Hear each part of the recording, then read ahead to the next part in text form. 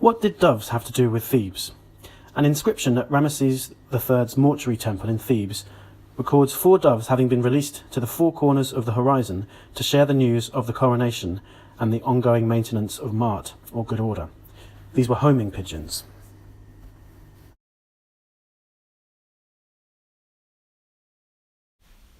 So, Herodotus' story derived originally from the use of doves to share messages between Thebes in Egypt and the oracle centre they had established in Dodona in northern Greece. The idea that the women were carried away from Thebes, the implication being that this was against their will, makes sense when we find out they were actually doves, for this is the case with carrier pigeons, and it's the reason they home. Herodotus also wrote that in Egyptian Thebes once a year a sacred ram was sacrificed and its fleece was draped over the statue of the Theban ram god Amun. Similar shrines with ram fleeces draped over the cult statue would seem to have been set up in the oracle centres that the Theban priesthood established at sites with significant latitudes in foreign countries, for this would provide the origin of the myth of the golden fleece that hung in a grove of Ares guarded by a dragon. For example, it was said that at Dodona, in Greece, the oracle centre of Zeus, a bough from a sacred oak from the oracle precinct was cut and used in the building of the ship Argo that carried the golden fleece, giving the ship itself a prophetic voice. The idea that the ship carrying the fleece was itself an oracle makes perfect sense when we return to Thebes.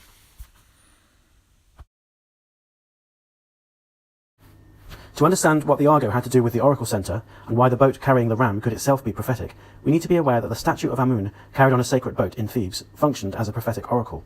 The general practice at Thebes was for the priests to carry the statue of Amun on his boat into the hall of review, where anyone could consult it for an oracle. The statue would somehow nod to give an affirmative response. Presumably this was akin to the sudden jerk of the divining rod that gives its user a signal. We know of certain examples, such as the priest who wanted to leave the temple in order to serve in a different one. The god nodded to agree to this request.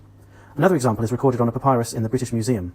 During the festival of Opet, a citizen of Thebes appeared before a statue of Amun and asked who had stolen 5 coloured shirts. A list of names was read, and when the name of a certain farmer was read out, the statue nodded to affirm this was the thief. Eventually the thief confessed and returned the stolen goods.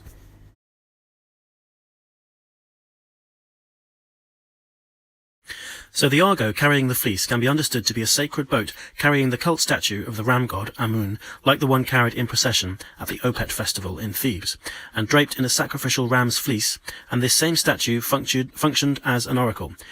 This tells us that a similar processional boat carrying the fleece-draped icon must also have been carried at Dodona at some early time.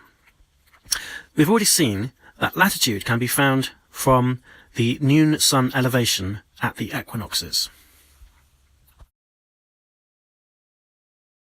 You just need to subtract the angle from 90 degrees. This may connect to the Golden Fleece because in the New Kingdom period, when the Theban temples we see today were constructed, the spring equinox sun was in the constellation of Aries, the ram.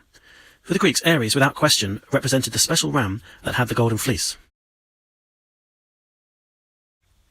If so, it wasn't that the Theban god Amun was a ram god who took on some of the trappings of the sun god Ra, becoming Amun-Ra.